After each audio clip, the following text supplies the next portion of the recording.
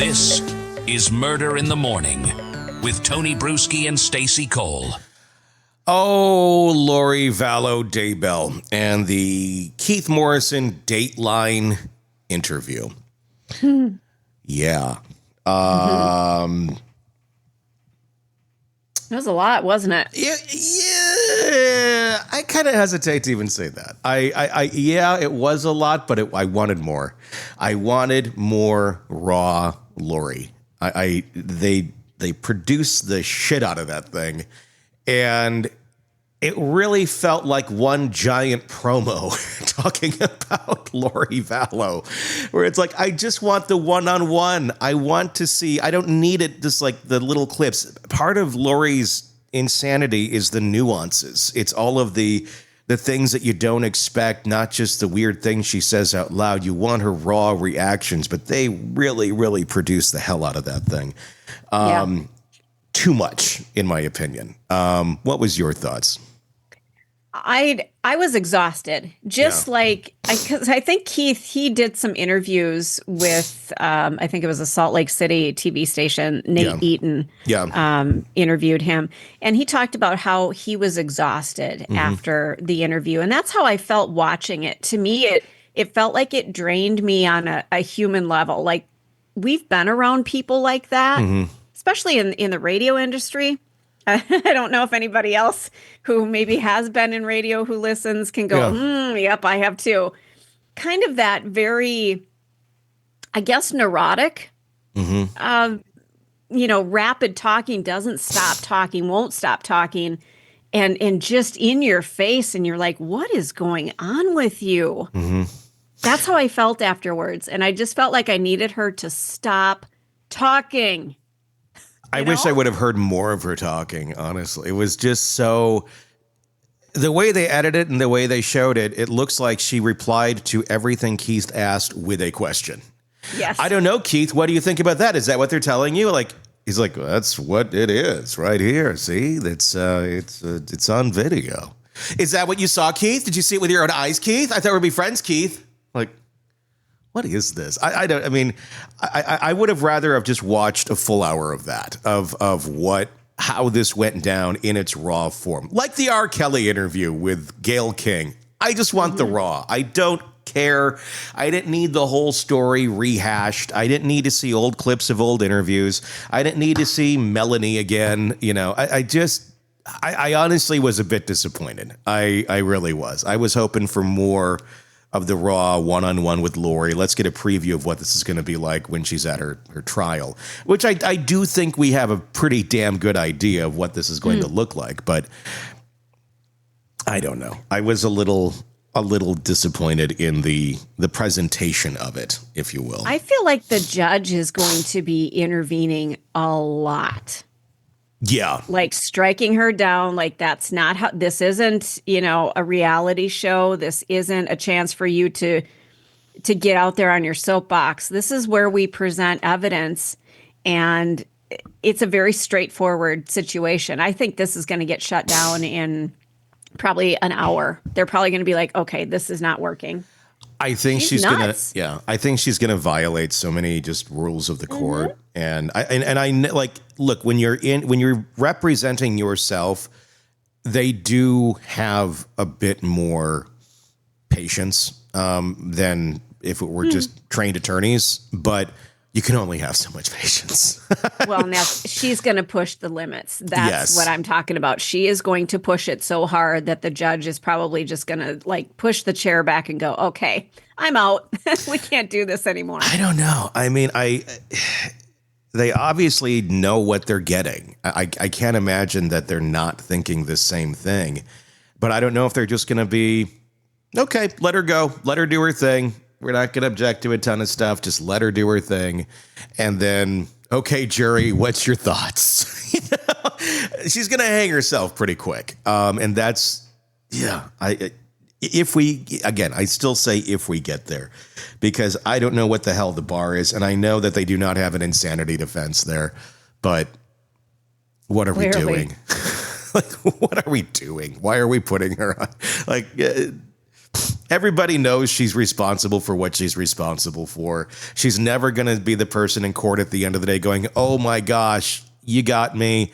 I am so sorry for what I've done. You're never going to get the remorse. So any of the family members that are sitting, like, you're going to get more frustrated if you're a family member of Charles sitting in that courtroom. I don't see that being a positive. I don't see that being any sort of closure.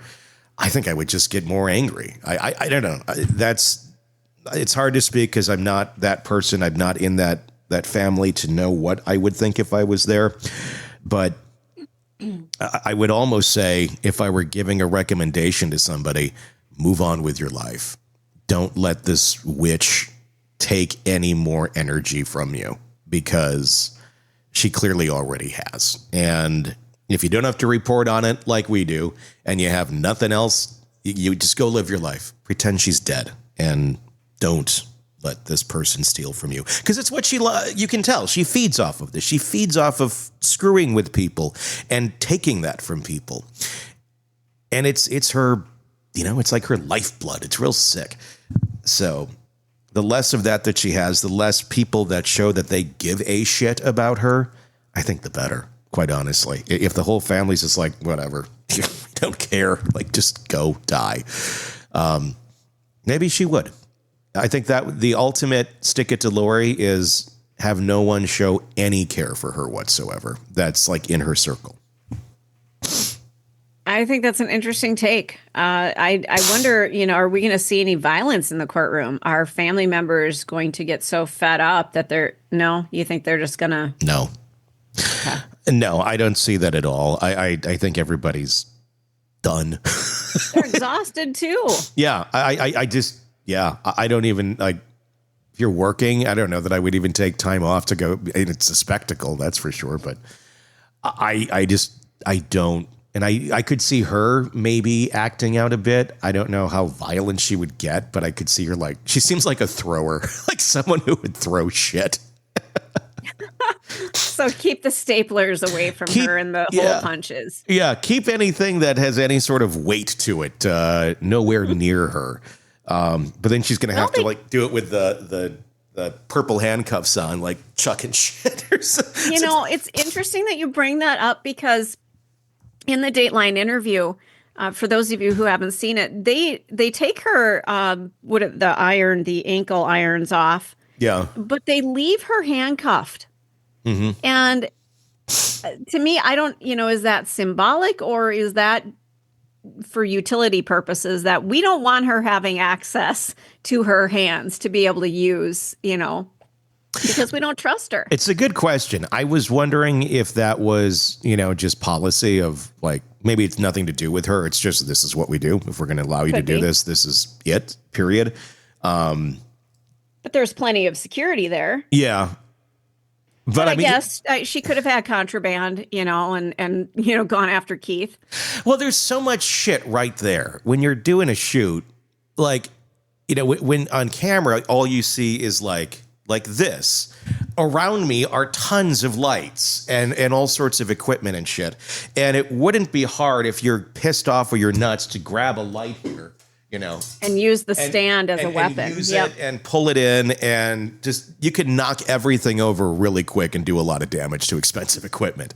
So, I mean, I could see that, because you get into like a little cove of a chair and the camera's on you, but everything is just shit all in front of you. There's stuff. Yeah. So I could see that being a concern, that she was going to try and, stab Keith with a light stand or something. Well, and it probably was, like you said, probably policy and procedure to, she's a prisoner. She needs to be imprisoned, So just because she's having an interview and in a room doesn't mean she can have free reign, because she could have done some damage probably in 5 seconds if she wanted to. So I'm surprised they let her, undo her legs, really. Mm-hmm. I will say this. If you started watching and you're like, the end. And I knew you said you turned it off before that. I fell asleep. You and I were chatting late, and I fell asleep. I was trying to get through it, and I just dozed off, and I never went back to it because I had a busy weekend. But so I missed like the last 20 minutes is what I think I missed. And you said that's like the best. That's the best part. That really is. That's where there is more of the sit down. They like that last segment. They pretty much keep the camera there, and they're going back and forth. You don't really get anything new out of Lori other than just more delusion. And she thinks that she's going to still be a goddess in Rexburg at the end of the day. She still loves Chad. It's her husband. She's very clear about that. She doesn't want to be known as Lori Vallow. We knew that from court the other week. She's still 1,000% in. And I mean, a lot of people still think she's putting on an act. I don't think you can. I don't think anybody can put on an act like this. This is pure, unbridled insanity. This is someone who just has completely lost their fucking mind. And there ain't no coming back. I don't see this as an act. I know like Coffin Daffer still thinks that she's putting on an act. I just don't see it. There's some people who do. I don't know that she's one of them. Well, I think she's so delusional that this is her playground. This is where she resides in her head. Mm-hmm. This is her life. And I don't think it's a put on. I think she truly believes everything she says. I didn't really have that realization until I watched the Dateline special. Mm-hmm. But this woman is truly convinced of this afterlife and that she's basically living it now. I mean, Jesus comes and talks to her on a regular basis. Yeah. She doesn't even have to go to church for that. No, he just comes and has conversations. And he's real funny too. And he's real. Well, and Did she say that? I'm feeling a little bit disillusioned because I didn't know that he was like a comedian. Had I known that, I probably would have. Yeah, I mean, and I'm a religion major. I didn't pick up on any of that from the Bible, but maybe I need to go back and read it again. I mean, he seems like a very generous, giving person, but I didn't get comedian out of it. But I didn't either. I mean, excuse me, I understand he is a very giving person and supports the poor and things like that, but I didn't realize that he had a funny bone to him. Yeah, well, he appeared at the Jerusalem Funny Bone comedy club quite a bit. They just omitted that part. It's in the Bible, but it's in those books that the Catholic Church keeps in caves. It's next to those other books. It's like, oh my gosh, the comedy of Jesus, and it's like it's hard to relate to because it's all very, turn of the century, but way back century. Turn of time. So it's a lot of issues it's hard to quite get, but his next tour is going to rival Seinfeld and be called My Book of Revelation. Exactly. And Lori's going to be the opener. Yeah. There you go. Here's a clip from Dateline just the other night. Let's see. Sit down. We're going to do this. All right. We're ready? Are you keeping track, Keith? Can we agree on that, Keith? Can I joke with you, Keith? Can we joke? Good one, Keith. You've heard a lot of stuff, Keith, and I'm here to say you've heard a lot of stuff, but what I tell you will be the truth. I thought we were going to be friends, Keith. I thought we were going to be friends. Get your facts straight, Keith. Aren't appearances not what they might seem to be, Keith? Could you get your life story out in 90 minutes, Keith? How old are you, Keith? Keith, we can talk all day. I can talk all day. I don't have anything to do. You could extend your time. Come back. Come see me. That's basically what the interview was. See, that exhausted the living shit out of me. Just stop talking. If you had a friend like that, the first thing I would say is, honey, how much coffee have you had today? I'm concerned about you. I know that coffee does that to you. I'd be like, let me see your teeth. Is that meth that you're doing over there? Right? Because, yeah. But if you saw that, you saw the interview. I mean, because there's clips, clip, and the clips of her in the interview are like 30 seconds a piece, and then it goes over to the other pieces of the interview. Again, it's a lot of rehashing of the story. And if you don't know the story and you're watching it for the first time, they put together a really good piece. If you've seen really everything on it already, it's the same shit with Lori interjecting that. Yeah, she puts in her own commentary and kind of going after him. Seriously, he probably walked out of there and went, "We're going to a bar. I'm going to need a drink." I don't know if he drinks, but after that interview, he probably needed something. I would need something. Even just watching her, it just felt so tiring. Like, wow, I can't deal with you. I think I would be taking a soak in holy water and drinking simultaneously. Couple Hail Marys. Want true crime coverage all day, every day? Press subscribe now to the Hidden Killers podcast and True Crime Today and get the latest cases delivered right to your feed. He was charming, handsome, a devoted husband, a doting father. When his wife died tragically in a freak accident, everyone pitied him. He played the role so well. Grieving widower, devastated, single dad. Just trying to put the pieces back together. But the thing about perfect men, they're usually hiding something. And this one was hiding everything. The affair, the insurance policy, the other wife in another state who had no idea she was married to a walking crime scene. If she had only subscribed to True Crime Today, Premium Plus on Apple Podcasts, she could have listened to Hidden Killers with Tony Bruschi ad-free. And before everyone else, she could have seen through the lies. She could have gotten out while she still had the chance. Instead, she's just another case we'll be covering next week. Don't be her. Subscribe now to True Crime Today Premium Plus on Apple Podcasts.